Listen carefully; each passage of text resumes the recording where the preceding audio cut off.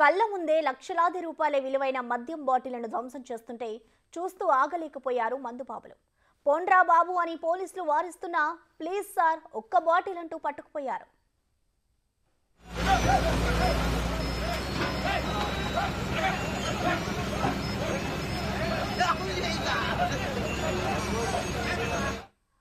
పలు కేసుల్లో పట్టుకున్న మద్యం సీసాలు ధ్వంసం చేశారు గుంటూరు పోలీసులు. ఆ సమయంలో ఈ ఘటన చోటు చేసుకుంది. గుంటూరు నల్ల చెరువు డంపింగ్ యార్డులో బుల్డోజర్తో ధ్వంసం చేసినట్లు ఎస్పీ చెప్పారు.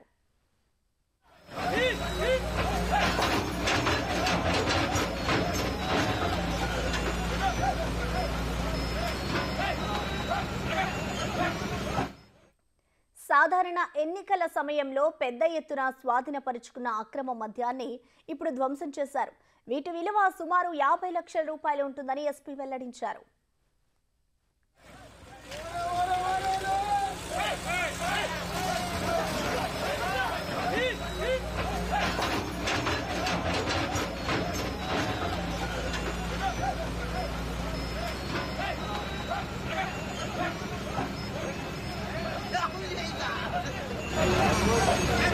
Gracias.